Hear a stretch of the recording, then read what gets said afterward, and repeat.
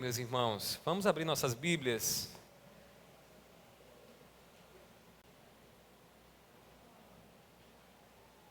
Vamos abrir nossas Bíblias, meus irmãos, lá no livro do profeta Jonas. Eu gostaria de hoje começar uma série de exposições aqui no livro do profeta Jonas. E hoje será a nossa primeira.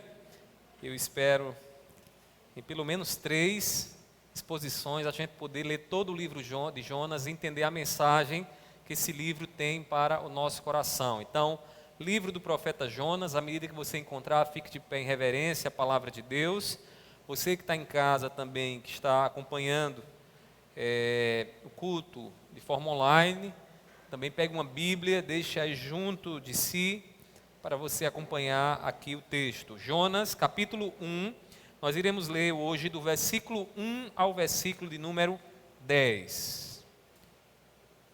Livro do profeta Jonas, capítulo 1, do versículo 1 ao versículo de número 10. Amém? Diz assim a palavra do Senhor. A palavra do Senhor veio a Jonas, filho de Amitai, dizendo: Levante-se, vá à grande cidade de Nínive e pregue contra ela, porque a sua maldade subiu até a minha presença. Jonas se levantou, mas para fugir da presença do Senhor, para Tarsis. Desceu a Jope e encontrou um navio que ia para Tarsis. Pagou a passagem e embarcou no navio para ir com eles para Tarsis, para longe da presença do Senhor. Mas o Senhor lançou sobre o mar um vento forte e levantou-se uma tempestade tão violenta que parecia que o navio estava a ponto de se despedaçar.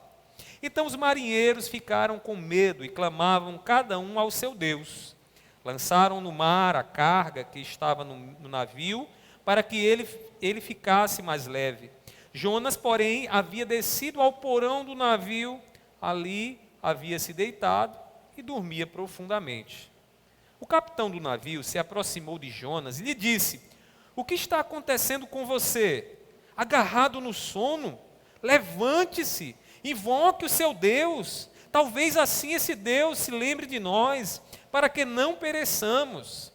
Os marinheiros diziam uns aos outros: Vamos lançar sorte para descobrir quem é o culpado desse mal que caiu sobre nós. Lançaram sortes e a sorte caiu sobre Jonas. Então lhe disseram: Agora nos diga, quem é o culpado por este mal que nos aconteceu? Qual é a sua ocupação? De onde você vem? Qual é a sua terra? E de que povo você é? Jonas respondeu: Eu sou hebreu e temo o Senhor, o Deus do céu, que fez o mar e a terra. Então os homens ficaram com muito medo e lhe perguntaram: O que é isso que você fez? Pois aqueles homens sabiam que Jonas estava fugindo da presença do Senhor, porque ele lhes havia contado. Vamos orar mais uma vez. Meu Pai, agora te pedimos que o Senhor ilumine o nosso entendimento, para que possamos ouvir a Tua palavra e entender a boa nova, entender aquilo que o Senhor deseja comunicar ao nosso coração aqui nesse texto. Eu sei que o Senhor não nos trouxe aqui por acaso. Eu sei que o Senhor tem um propósito em nossas vidas, e nessa noite o Senhor há de nos instruir naquilo que iremos aqui refletir na Tua palavra. Dar-nos do Teu Espírito, ajuda-nos, Senhor, para que possamos assim sair daqui edificados e alimentados por Ti. Assim eu te peço, em nome do Teu Filho amado Jesus. Amém. Amém. Podeis sentar, meus irmãos. Jonas é um dos profetas do Antigo Testamento mais conhecido de todos nós, né? Eu acho que quem já frequentou a escola dominical aqui sabe que Abraão, Noé, Jonas está lá. Jonas é chamado também de o profeta fujão, né? Porque Jonas ouviu da parte de Deus o que Deus queria que ele fizesse, mas ele simplesmente decidiu seguir os seus próprios caminhos, traçando um caminho oposto ao que Deus havia determinado para a vida dele. Em muitos aspectos, irmãos, nós somos como Jonas. Jonas revela muito de nós quando ouvimos a palavra de Deus, o que Deus tem para a nossa vida, e ficamos fugindo. Ficamos traçando um caminho diferente do que Deus quer para a nossa vida. Irmãos, nem sempre nosso coração, como servos do Senhor, está pronto a dizer: Senhor, eis-me aqui, faz a tua vontade através de mim, me usa como instrumento, mesmo que aquilo que eu sei que o Senhor há de fazer vai contra o que eu queria que fosse. Jonas, ao ouvir a palavra do Senhor, simplesmente decidiu que os seus planos eram melhores do que os de Deus e então quis seguir um caminho diferente do que Deus havia estabelecido. Só que quando Deus decreta algo, quando Deus deseja algo, ninguém pode impedir. Mesmo Jonas querendo ir por outro caminho, Deus soberanamente estava no controle da história de Jonas e não permitiu que Jonas seguisse o curso do seu próprio coração. Meus irmãos, nessa noite eu gostaria de refletir com vocês sobre a obediência aos planos de Deus para nossas vidas. Nós iremos aqui entender um pouco mais da obediência que precisamos ter diante daquilo que nós ouvimos da parte do nosso Deus. Uma obediência que precisa colocar em segundo plano os nossos planos, os nossos projetos. Porque se Deus falou ao nosso coração, se temos da parte de Deus uma missão a ser realizada, nós não podemos seguir em outra direção. Ouvir a voz de Deus, irmãos, não é suficiente para agradar o nosso Senhor. Não é suficiente saber o que Deus quer para a nossa vida. É preciso fazer. Do que adianta o conhecimento dos mistérios de Deus se muitas vidas ainda, irmãos, continuam debaixo da ira de Deus e caminhando para a condenação eterna, porque nós negligenciamos falar daquilo que ouvimos do nosso Deus. Meus irmãos, nós não podemos ser negligentes àquilo que ouvimos da parte do Senhor. E ouvir sem praticar é negligência. Ouvir a voz do Senhor, Deus falando e nos dando a missão, e não fazer o que Deus quer, é negligência. Quem recebeu do Senhor o conhecimento da sua vontade, deve proclamá-la, deve proclamar essa vontade aos perdidos. Jonas, irmãos, profetizou sobre o reino do norte. Na época de Jonas, o povo de Deus estava dividido entre o reino do norte e o reino do sul. O reino do norte, onde Jonas profetizou, era chamado de Israel. É interessante observar que nos personagens bíblicos, o nome deles tem sempre uma mensagem a ser transmitida. E não é diferente com a vida de Jonas. O nome de Jonas significa pombo. Alguns estudiosos dizem que esse pombo, que é o significado do nome Jonas, significa simplesmente a tolice de Israel. Porque Israel era tão tolo como uma pomba, a ponto de largar a Deus e confiar na força dos homens e confiar na força daqueles que não poderiam dar a eles a salvação que eles desejavam e queriam. O profeta Oséias, irmãos, ele disse o seguinte, lá em Oséias capítulo 7, versículo 11: porque Efraim, que aqui se refere a Israel, é como uma pomba ingênua, sem entendimento. Chamam o Egito e se voltam para a Síria. O profeta diz que Israel, Efraim, é como uma pomba ingênua, como uma criança que é conduzida ali por aquilo que os seus olhos veem e não vive pela fé e não vive conforme Deus assim estabeleceu. Jonas profetizou sobre o reinado de Jeroboão II. E Deus deu uma mensagem de misericórdia à vida de Jonas. Quando Jonas então estava ali na presença do Senhor, falando com Deus, conversando com Deus, Deus deu a Jonas uma mensagem. E essa mensagem consistia na misericórdia de Deus, numa mensagem que chamava o povo para o arrependimento. Então Deus envia Jonas até a cidade de Nínive, que era a capital da Síria. Seria o equivalente hoje a Deus mandar alguém para uma grande cidade, aqui seria mandar para São Paulo e dizer o seguinte lá aos habitantes de São Paulo: se arrependam, o Senhor quer que vocês se arrependam, porque vocês estão debaixo da ira de Deus. Era uma nação pagã, era uma nação que não tinha relação com o povo de Deus, com os hebreus, mas Deus manifesta a sua misericórdia, já sinalizando de que Deus não quer um relacionamento apenas com o povo de Israel. Deus quer um relacionamento com os povos de toda a terra, de todas as nações e de todas as línguas. Jonas, então, ouve da parte do Senhor essa mensagem de misericórdia. E ao ouvir o que Deus estava e queria que ele falasse àquela nação, e sabendo quem era o seu Deus, um Deus de misericórdia, Jonas decide não ir até a cidade de Nínive. Observando o ministério de Jonas aqui, do versículo 1 ao versículo 10, que nós acabamos de ler, nós podemos aprender, irmãos, que obedecer a Deus é o melhor caminho para nossas vidas. Observando a maneira como Jonas reagiu à voz do Senhor, à palavra de Deus que chegou à vida dele, nós podemos concluir, irmãos, que não há caminho melhor senão obedecer aquilo que Deus nos mandou fazer, aquilo que a mensagem que Deus nos mandou entregar. Para trilhar o caminho da obediência a Deus, nós precisamos ter algumas atitudes que eu queria chamar a sua atenção nessa noite. Algumas atitudes que precisamos ter diante dos planos de Deus, que Deus revela para a nossa vida. Você que está aqui nessa noite, certamente em algum momento você ouviu Deus falando ao seu coração.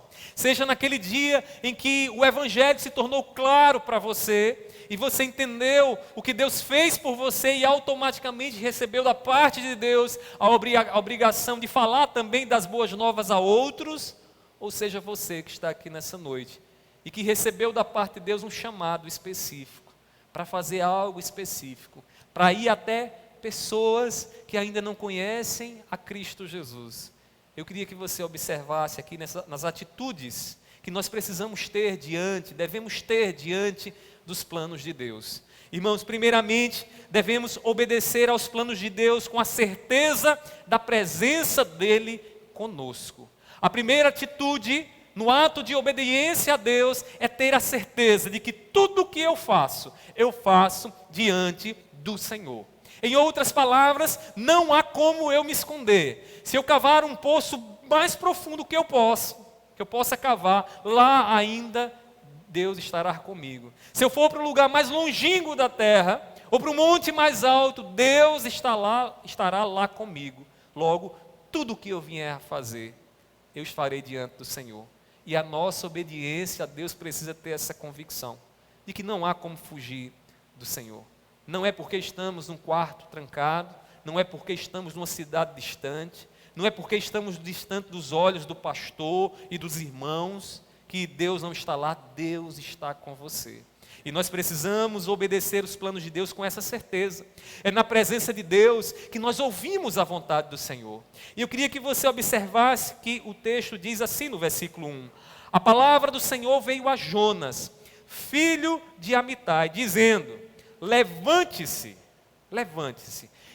Talvez passe despercebido para você, mas aqui certamente Jonas ou estava acocorado, ou de joelho, ou deitado.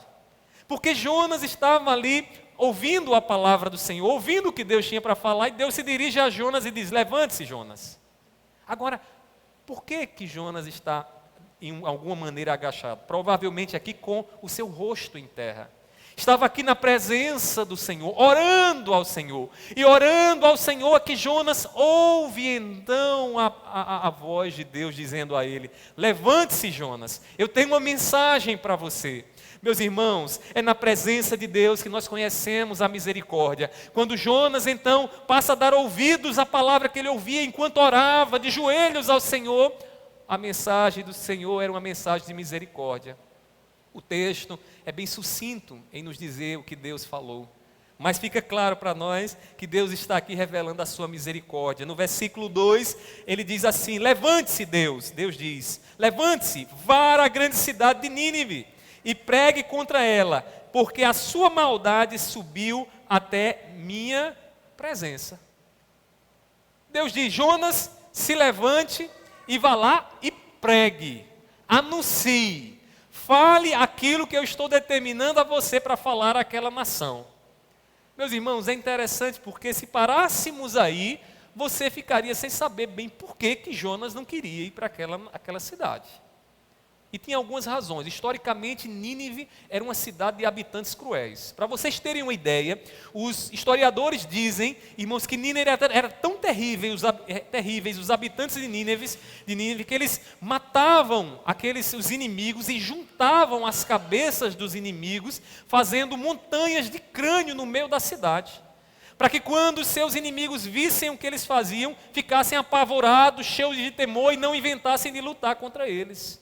Alguns estudiosos chegam a dizer que Jonas, talvez, como um ato de ira, disse: eu não vou àquele povo, porque aquele povo é cruel, ele merece a justiça de Deus, a condenação de Deus e não a salvação de Deus.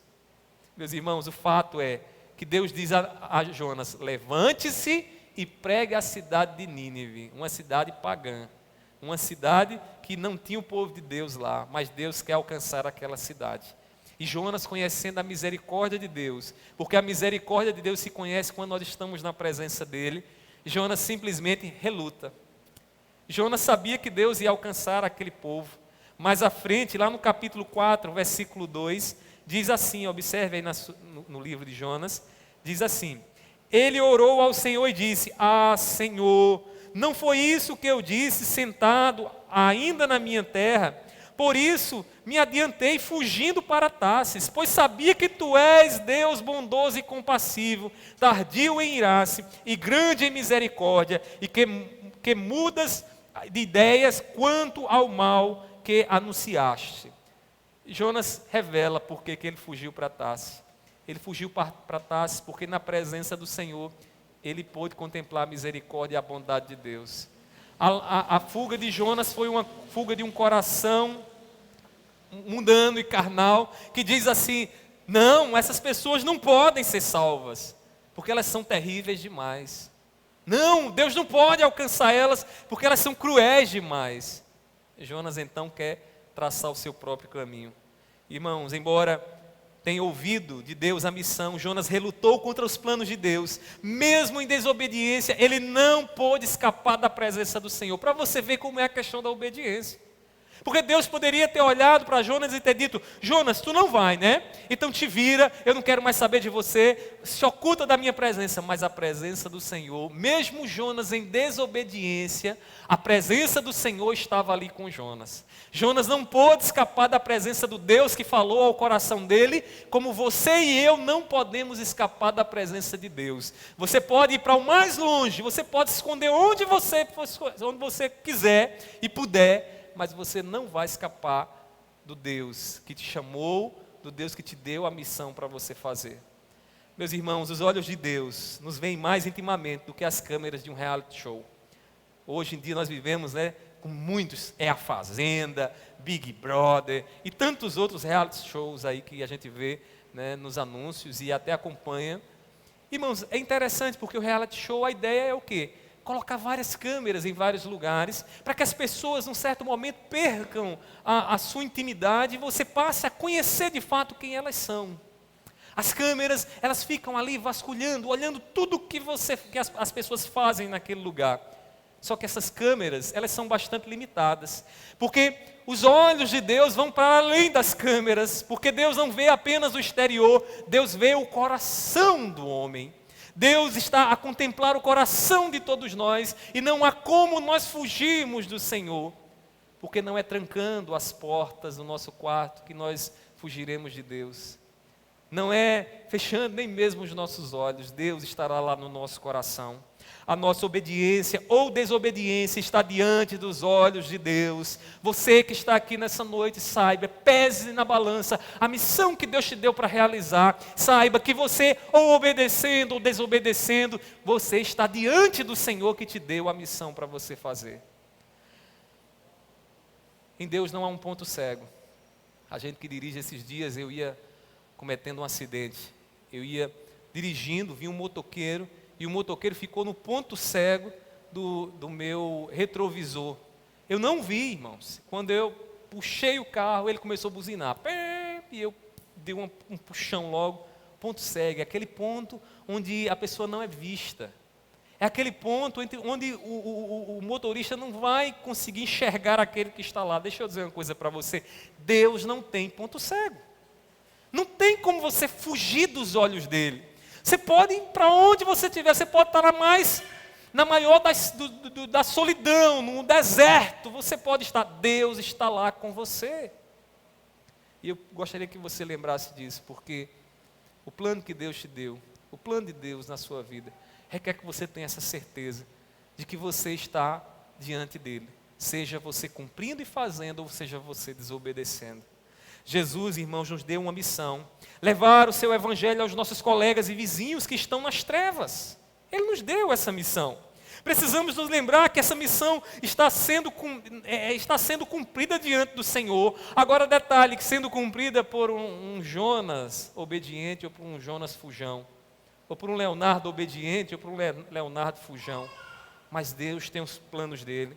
Nós estamos diante da presença do Deus que nos comissionou e não podemos fugir, não tem como fugir. O salmista, lá no Salmo 139, versículo 7 e 8, ele diz: se eu fizer a minha casa no mais alto monte, Senhor, a tua presença está lá. Para onde fugirei do teu Espírito? Não tem como fugir do Espírito do Senhor, porque Ele está aí dentro de você, Ele está aí no seu coração. Não fuja, meu irmão nem minha irmã, não fuja da missão que Deus te deu, obedeça. Melhor é obedecer. Ele nos colocou diante da sua presença para que o nosso coração obedeça à sua missão. Jesus disse para mim e para você: eu estou com vocês todos os dias das suas vidas, até a consumação do século. Eu estou com vocês. Você não está só, eu estou com você, para você realizar a missão que eu te dei para realizar.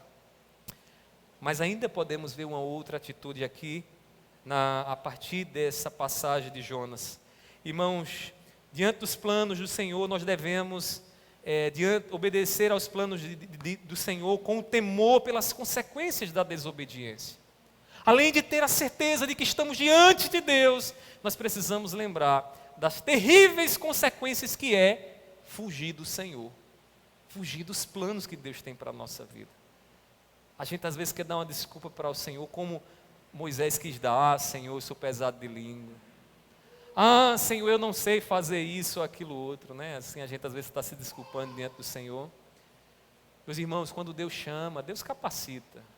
Quando Deus Ele nos chama, é Ele quem coloca as palavras na nossa boca. E então nós precisamos lembrar uma coisa, que ouvindo o chamado de Deus e não obedecendo o chamado de Deus, as consequências são terríveis. São terríveis. Deus, Ele é soberano para mover as circunstâncias para o seu propósito. No versículo de número 4, observe o que aconteceu. Mas o Senhor lançou sobre o mar um forte vento, e levantou-se uma tempestade tão violenta, que parecia que o navio estava a ponto de se despedaçar. Jonas disse: Senhor, eu vou me levantar, mas eu não vou lá para Nínive não. Eu vou em outra direção. Foi lá, comprou o passaporte, o ticket de viagem, embarcou no navio e foi para uma direção oposta ao que Deus havia determinado, para a cidade de Tarsis. Aí Deus disse: você quer ir para lá? Então, espera um pouquinho. Começou então o vento a soprar no mar. O mar começou a bater com as suas ondas no seu barco. E na visão do profeta aqui, o barco estava a ponto de se arrebentar. A ponto de se arrebentar. Meus irmãos, Deus é soberano e Ele move as circunstâncias das nossas vidas ao redor de nós para nos mostrar que a gente precisa voltar para o plano dEle, para que a gente volte para o caminho dEle, para que a gente volte para aquilo que Ele quer para a nossa vida. Entenda bem isso. Talvez as ondas estejam enormes, batendo na sua vida, e você diz: eu vou afundar e naufragar. Mas saiba de uma coisa: se você ouviu a voz do Senhor, melhor é obedecer o Senhor. Entenda que esses ventos são Deus te dando uma mensagem, dizendo o seguinte: meu servo, volte para aquilo que eu te mandei fazer. Faça aquilo que eu te mandei fazer. Meus irmãos, as pessoas à nossa volta, elas podem sofrer com as consequências da nossa desobediência. O vento soprou e bateu, mas não foi só em Jonas. Foi em todos aqueles que estavam com Jonas. No versículo número 5 e 6, veja o que diz: então os marinheiros ficaram com medo e clamavam, cada um ao seu Deus. Lançaram no mar a carga que estava no navio, para que ele ficasse mais leve. Jonas, porém, havia descido ao porão do navio, ali havia se deitado e dormia profundamente. Meus irmãos, que ironia, né? Está lá o vento batendo, o desobediente está onde? No porão, dormindo.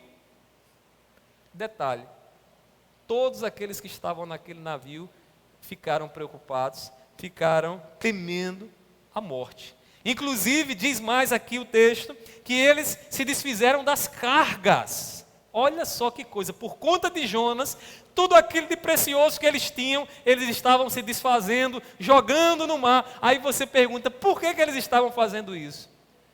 Porque eles estavam no mesmo barco de um desobediente. Meus irmãos, estar ao lado de um desobediente é complicado, porque nós podemos estar sofrendo as consequências da desobediência alheia. Talvez você que chegou aqui nessa noite esteja se vendo exatamente em Jonas, todos à sua volta jogando o que tem, o que possui no mar. E o que Deus quer de você é simplesmente que você obedeça o plano dele para a sua vida. Será que o navio vai ter que naufragar? Será que vão ter que jogar tudo, inclusive as suas próprias vidas, das pessoas que estão ao seu lado, para que você entenda que você não pode seguir na direção do seu próprio coração, mas na direção que Deus quer para você? Meus irmãos, a vida em muitos momentos se assemelha muito com um organismo, né? É por isso que Paulo vai dizer que a igreja é como um corpo. De maneira que, quando um membro do corpo sofre, todos sofrem com ele. A vida, em muitos momentos, é assim. Nós temos laços invisíveis que nos unem. De maneira que, quando eu sinto alguma coisa, ou passo por alguma coisa, as pessoas ao meu redor, elas sofrem a consequência disso. Aqui, nesse navio, está um exemplo disso. Jonas desobediente a Deus, seguindo o curso do seu próprio coração. E quem está sofrendo? Aqueles pobres marinheiros, não diz o texto, mas talvez homens que lançaram no mar tudo o que possuíam, simplesmente porque estavam convivendo por um tempo, numa travessia, ao lado de uma pessoa desobediente.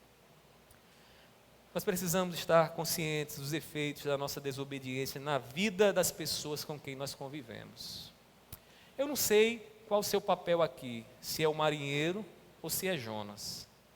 Se você for um marinheiro, você está sofrendo as consequências agora da desobediência daquela pessoa que você sabe, que está, pela desobediência, consumindo todos os recursos da sua vida, além dos recursos financeiros, emocionais também, físicos também. Meus irmãos, eu também não sei se você está no lugar de Jonas, mas se você estiver no lugar de Jonas, deixa eu dizer uma coisa para você. Volte para os planos de Deus. O melhor caminho, a melhor trilha é nos planos de Deus. Não é seguir o seu próprio coração. Não podemos tentar descansar, irmãos, enquanto os outros estão pagando por nós, né? É irônico nessa história de Jonas, porque enquanto estavam os marinheiros desesperados, vai naufragar, vai tudo se arrebentar, o que é que Jonas está fazendo? Dormindo. Como nós somos assim, tentamos aliviar a nossa consciência pesada pela desobediência, dormindo enquanto os outros estão desesperados conosco. Meus irmãos, o caminho da desobediência a Deus é loucura. O fim dele é morte, é destruição. Volte-se para o caminho de Jesus e tire de si, dos outros, a aflição que eles têm sofrido. Deixe de ser o que popularmente as pessoas dizem, uma cruz na vida do outro. E você se torna uma cruz pesadíssima quando você está distante dos caminhos de Deus, distante dos caminhos de Cristo. Obedeça ao plano que Deus te deu. Você sabe o que Deus falou ao teu coração. Você sabe, naquele dia em que a palavra dele ressoou para você, e você tem aí o plano dele para a sua vida. Não relute, não queira seguir num plano paralelo, não julgue que os seus planos são melhores do que os de Deus. Se você seguir nos planos de Deus, você livrará a sua vida e de todos à sua volta das terríveis consequências da desobediência. A desobediência de Jonas e todo esse sofrimento aqui, irmãos, só foi resolvido quando Jonas voltou para os trilhos. Quando Jonas entendeu Senhor, não tem como fugir do que o Senhor quer para a minha vida. Não tem como. Por fim, Jonas ainda nos mostra uma terceira atitude aqui. Diante dos planos do Senhor, meus irmãos, devemos obedecer com convicção da soberania do nosso Deus. O que é soberania? É Deus governando todas as coisas. Não há nada nessa vida em que Deus não governe. E você diz, pastor, tem coisas que eu não consigo entender. Como é que o mal acontece e Deus continua soberano? Eu também não consigo lhe explicar isso. Também não sei como é que pode um Deus tão bondoso agir e governar todas as coisas e o mal acontecer. Lá no céu, eu vou sentar do seu lado e eu quero ouvir também a resposta de Deus para isso. Mas pelo que Ele nos mostra na sua palavra, Ele se revela como Deus soberano sobre a nossa história, sobre a nossa vida, sobre tudo o que nos acontece. Deus, irmãos, atua sobre as circunstâncias que são aparentemente aleatórias aos nossos olhos para cumprir a vontade dEle em nós. Jonas estava lá dormindo, e aí, a partir do versículo 6, veja o que acontece. O capitão do navio se aproximou de Jonas e lhe disse: o que está acontecendo com você? Em outras palavras, homem doido, tu está dormindo aí, está tudo se arrebentando, se levanta, faz alguma coisa, expresse sua fé, clame ao seu Deus para ver se Ele faz alguma coisa. E aí ele diz, agarrado no sono, levante-se, invoque o seu Deus, talvez assim Deus se lembre de nós, para que não pereçamos. Aí na continuação, veja o que acontece. Versículo 7, os marinheiros diziam uns aos outros: vamos lançar sorte para descobrir quem é o culpado desse mal que caiu sobre nós. Lançaram sortes e a sorte caiu sobre Jonas. O que é que está acontecendo aqui? Um evento aleatório. Aqueles homens não conseguiam entender, não conseguiam decifrar por que estavam passando por aquela situação toda.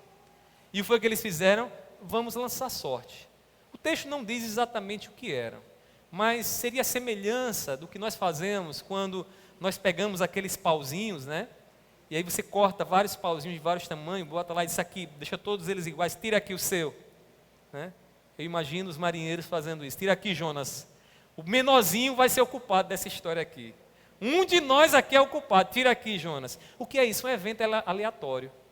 Que poderia ser dito, olha, é obra do acaso. O acaso vai dizer, não. Jonas diz aqui, a história de Jonas nos mostra que Deus estava agindo naquele evento aparentemente aleatório. Sabe por quê? Porque Deus é soberano.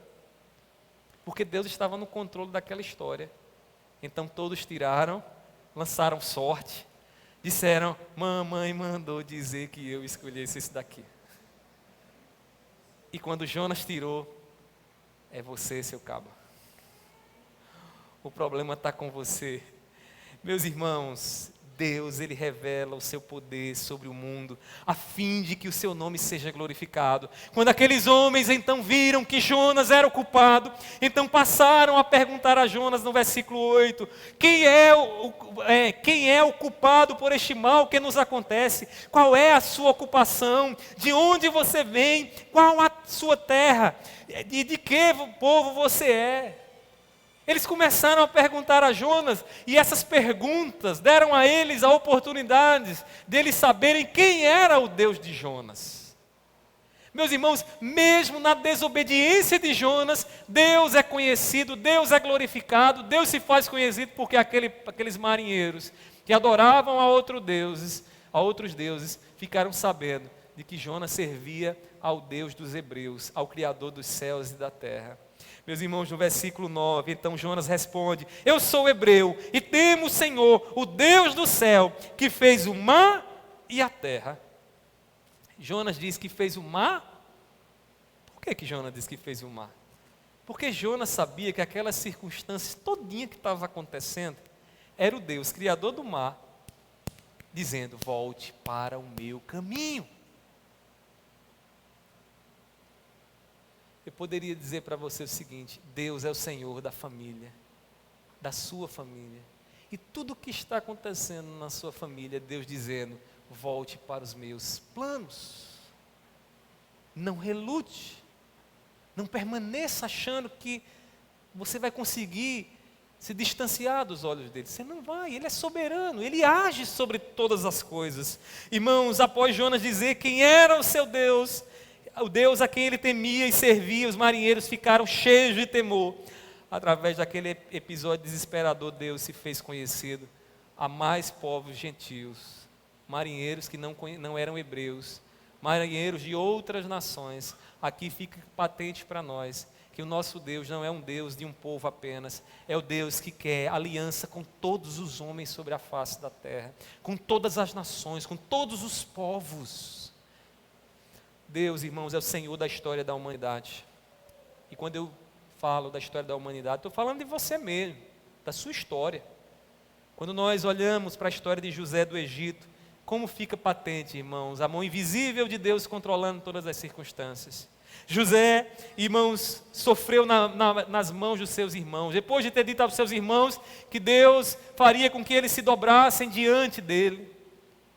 Pela inveja, os irmãos lançaram ele na cisterna, venderam ele como escravo para o Egito. Chegando no Egito, foi caluniado pela mulher de Potifar, beirou a morte lá no calabouço, até que Deus, soberanamente governando a história de José, coloca José como governador do Egito. E quando José tem a oportunidade de se vingar dos seus irmãos, depois que Jacó morre, José nos diz algo que revela como Deus é soberano da nossa história. Ele diz: o mal que vocês intentaram contra mim, Deus o tornou em bem. Porque Deus governa todas as coisas, Deus governa as ondas, Deus governa o curso que nós damos à nossa vida, para que nós entendamos uma coisa: o que Ele decretou, o plano dEle na nossa vida, nós precisamos obedecer e seguir. Caso contrário, os ventos vão se levantar, as ondas vão se levantar, não vai ser para te destruir, vai ser para te dizer o seguinte: abra os seus ouvidos para aquilo que eu falei para você, volte para o meu caminho.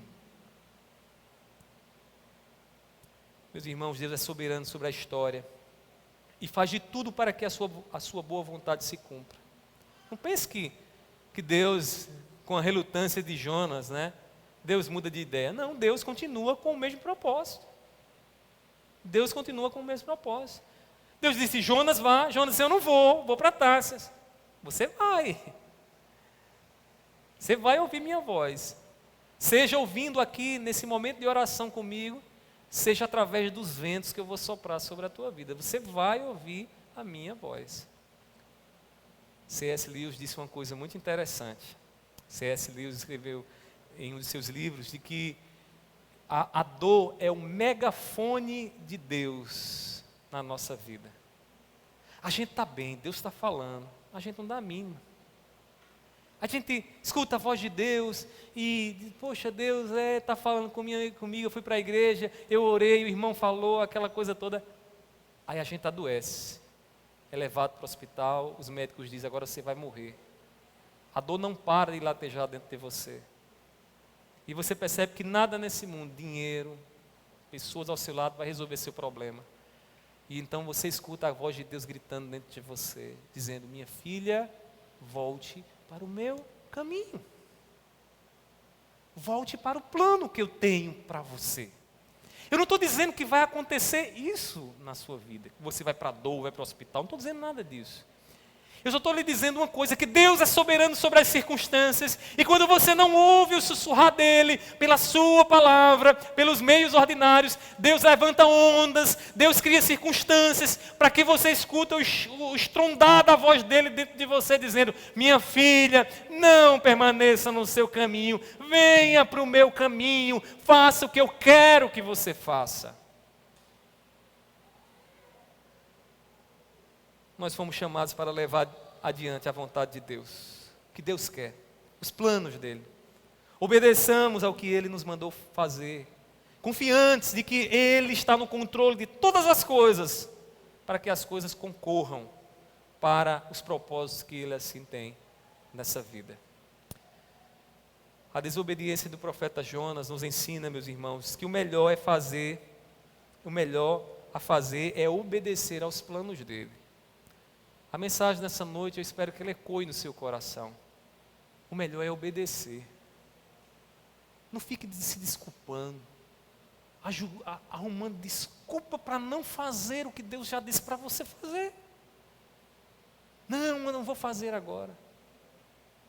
Tem até aqueles que dizem, eu estou sem tempo agora, Senhor.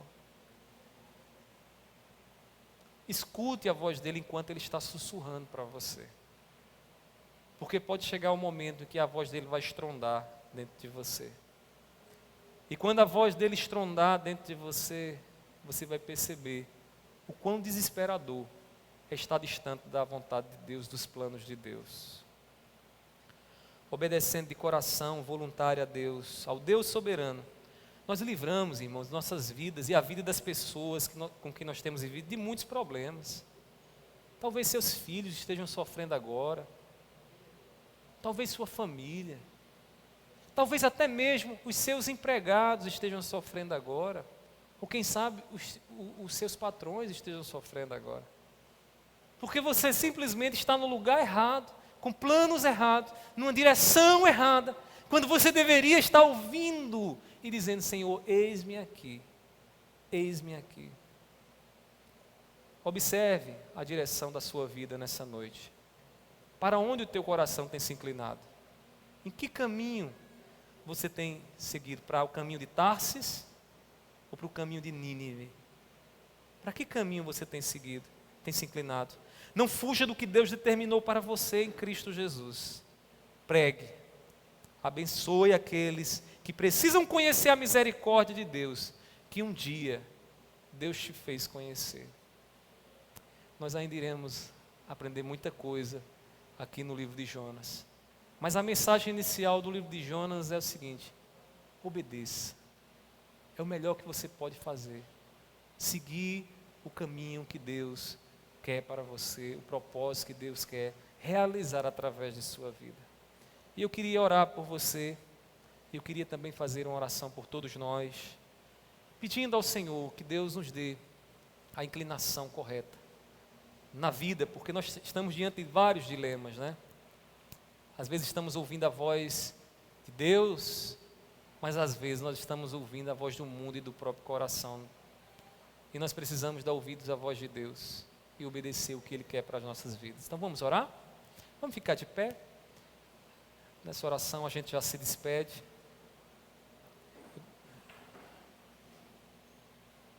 Meu Deus, nós te louvamos, Senhor, porque Tu és o Senhor que fala aos nossos corações.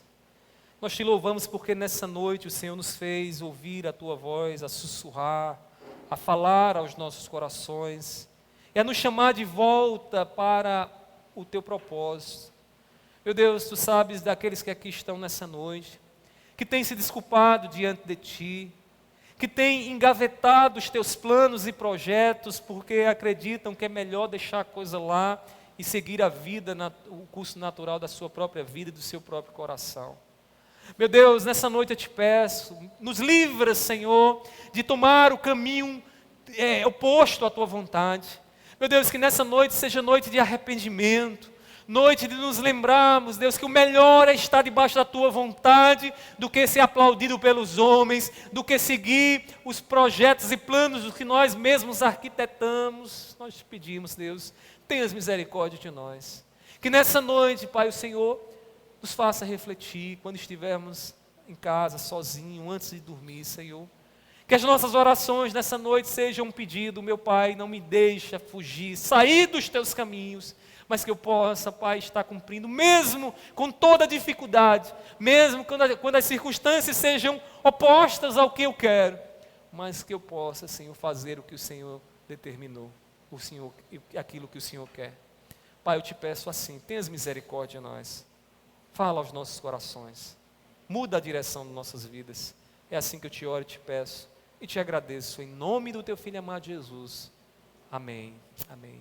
Pai, eu te peço por essa semana, Pai, nos abençoa naquilo que temos para fazer, Pai, que nós venhamos nos lembrar de tudo que ouvimos da Tua parte, e que venhamos fazer o que temos para fazer da melhor forma possível, que o Teu nome seja honrado. Recebe o nosso louvor, recebe o nosso culto nessa noite, meu Pai, assim eu te oro, assim eu te peço em nome do Teu Filho amado Jesus, que a graça do nosso Senhor Jesus Cristo, o amor de Deus e a comunhão do Espírito Santo estejam sobre todos, hoje e para todo sempre. Amém.